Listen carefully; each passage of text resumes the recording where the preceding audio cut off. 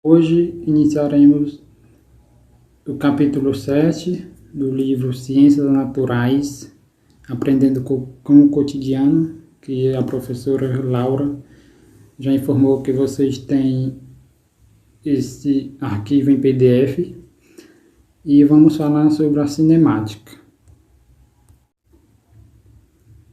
Bom, a cinemática é a área da mecânica que estuda os movimentos, seja o movimento dos corpos grandes, dos corpos pequenos, movimento dos planetas, dos astros.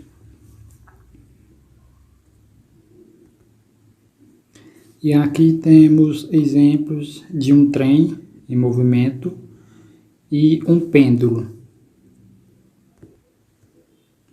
E o interessante da cinemática é que ela não quer saber se o corpo está se movendo porque alguém empurrou, porque o vento veio e derrubou. Ou seja, ela não se importa com a causa do movimento, ela quer saber apenas que o corpo está se movendo.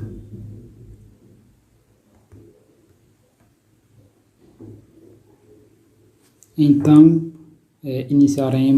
continuaremos, na verdade, com o contexto histórico. Vamos estudar um pouco, vamos conhecer um pouco da história da cinemática, quem contribuiu com seus estudos. E, segundo a história, o físico que contribuiu com o desenvolvimento da cinemática foi Galileu Galilei.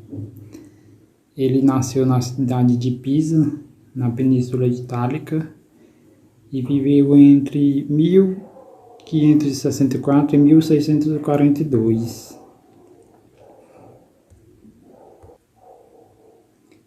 Na época em que ele nasceu, não existiam relógios mecânicos, nem a corda. A maneira mais fácil de se contar o tempo naquela época era por meio de escoamento da areia e o escoamento da água.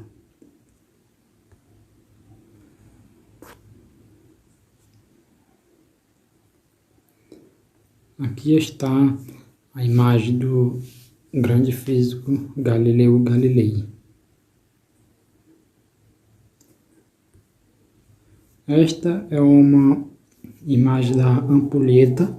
Ela é composta por duas ampolas e no meio das duas tem um orifício, um pequeno orifício que faz a areia que está na ampola de cima descer para de baixo por meio da ação da força gravitacional. A história ainda conta que aos 19 anos, Galileu estava na Catedral de Pisa e observou atentamente um candelabro que, preso ao teto por uma corrente, balançava de um lado para o outro. Ele percebeu que o período de oscilação era o mesmo, qualquer que fosse a amplitude das oscilações. Ou seja, ele percebeu que aquele candelabro ele percorreu o mesmo espaço com a mesma quantidade de tempo. Ou seja, o período que ele levava para ir da direita para a esquerda era o mesmo período que ele levava para voltar da esquerda para a direita. E isso se repetia, o tempo se repetia e o espaço também. Ou seja, pela primeira vez, vamos dizer que levou 3 segundos. Na segunda vez, levou os mesmos 3 segundos, e assim sucessivamente. Galileu passou muito tempo estudando aquele movimento pendular que ele observou na catedral naquele dia. Mas, após a sua morte, o físico Christian Huygens continuou seus estudos e conseguiu construir o primeiro relógio a pêndulo, em 1656. Aí está a imagem do relógio criado a partir do movimento pendular.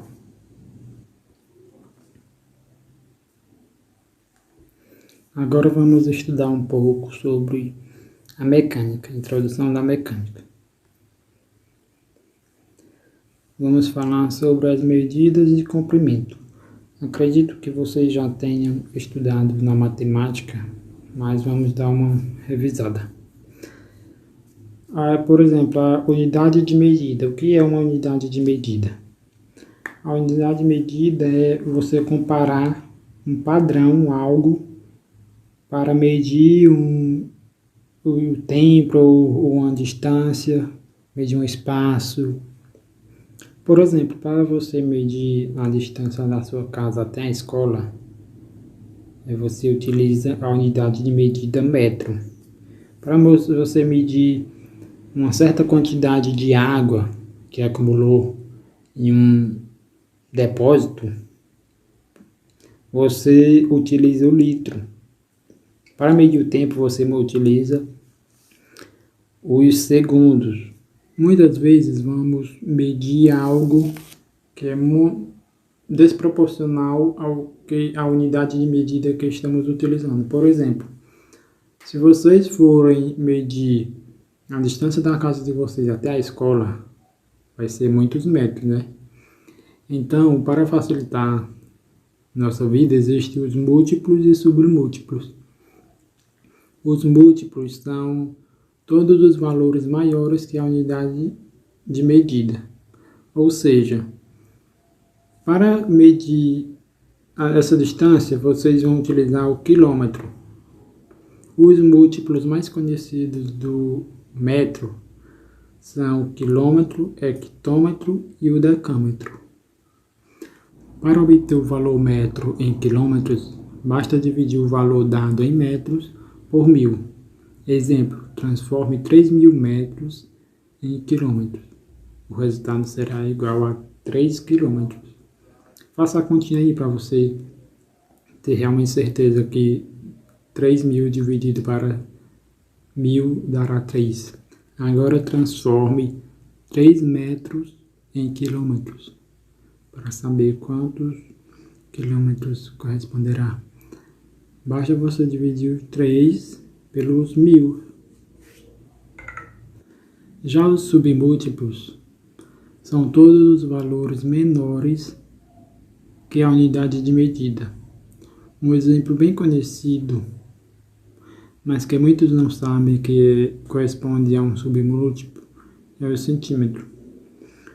Os submúltiplos mais conhecidos do metro são o decímetro, centímetro e o milímetro. Vamos dar aqui um exemplo. Transforme 3 metros em centímetros. Exemplo. Transforme 3 metros em centímetro. O valor correspondido será 3.000 centímetros. O metro e as unidades de medidas dele derivadas podem ser usadas para expressar a distância entre dois pontos.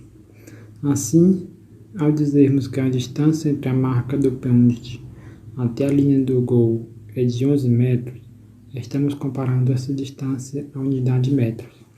Ou seja, quer dizer que uma unidade de metro corresponde a 11 vezes entre a linha do gol e a marca do pênalti.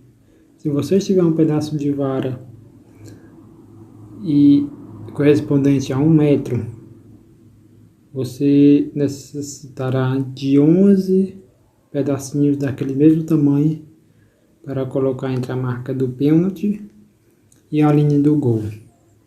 Em muitas situações é conveniente medir distâncias em relação a um ponto ou local escolhido como referência, denominado referencial. Ou seja, se eu tivesse um ponto A e um ponto B, eu quero medir a distância entre os dois. O meu ponto de referência seria o ponto A, porque eu iniciaria por ele. Eu tinha ele como referência.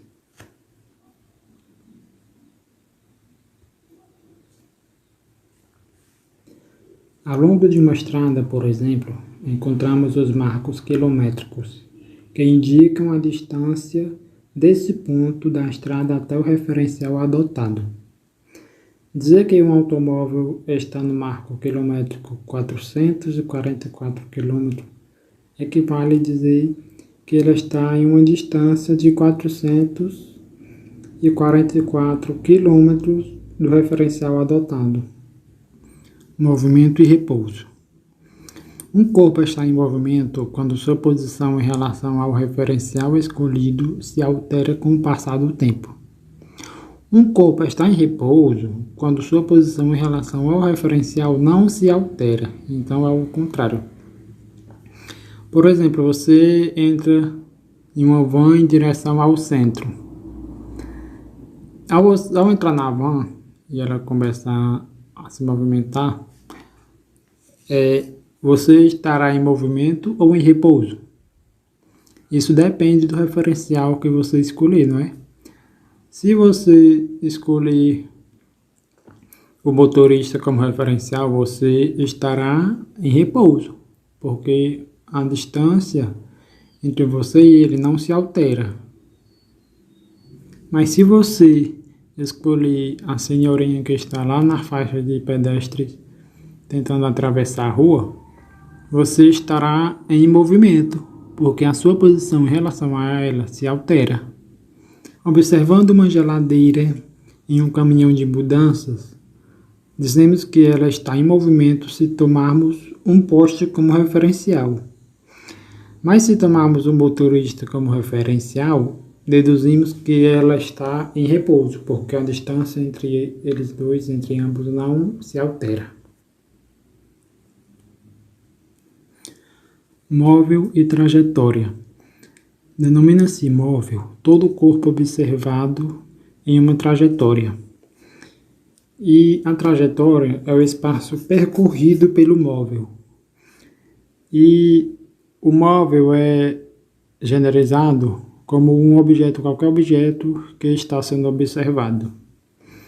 Exemplo: há uma enorme diferença em abandonar uma bolinha em queda livre e lançá-la com uma determinada força, pois ela fará um certo ângulo.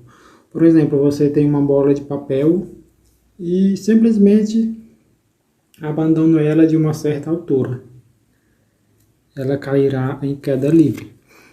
Agora, outra coisa bem diferente é você pegá-la e jogar em alguma direção, e você observa que, na medida que ela vai se movimentando, ela vai fazendo um certo ângulo por conta da força gravitacional que puxa para baixo. Um outro exemplo bem prático do dia a dia é quando você está no futebol, você está lá no meio do campo e chuta a bola para o gol adversário. Você observa que ela vai lá em cima e volta. Então a trajetória dela fez um ângulo de acordo com a sua força que você aplicou nela. Bom, agora vamos falar sobre o conceito de velocidade média. Ao observar os automóveis que passam por uma mesma rua, é possível perceber que eles não realizam o mesmo percurso no mesmo intervalo de tempo. Então, a velocidade média ela expressa a rapidez com que um móvel descreve uma determinada trajetória. Simplesmente isso. O conceito de velocidade média é muito anterior à invenção do automóvel. Surgiu da necessidade de expressar a rapidez com que um móvel descreve sua trajetória. Exemplo: o móvel está no marco quilométrico acionado e marca, nesse instante, tempo zero. Quando o cronômetro indica que se passaram 2 horas, o automóvel está no marco quilométrico 190. A fórmula para calcular a velocidade média: basta dividir o espaço percorrido pelo móvel e dividir pelo tempo gasto durante esse percurso, que é representada por Vm igual a delta S sobre delta T.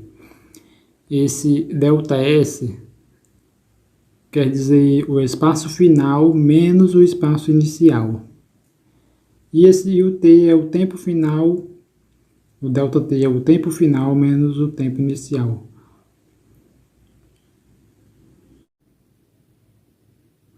Então, vamos calcular a velocidade média deste móvel que percorreu um espaço de 160 km em 2 horas. Então, a fórmula é velocidade média igual a ΔS sobre ΔT.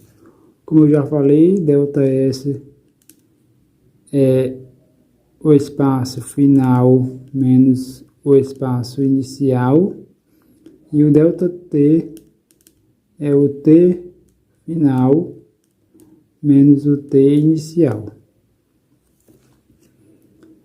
Aqui no nosso caso, o ΔS é 160, então velocidade média igual a 160 sobre o ΔT foram 2 horas. É só substituir e agora chegamos à conclusão de que 160 dividido para 2 são 80. Mas aí fica a dúvida: como é expressa a velocidade média? Bom, aqui o espaço está em quilômetros e o tempo está em horas. Então, aqui a velocidade média será representada por quilômetros por hora, que aqui é quilômetros divididos por hora.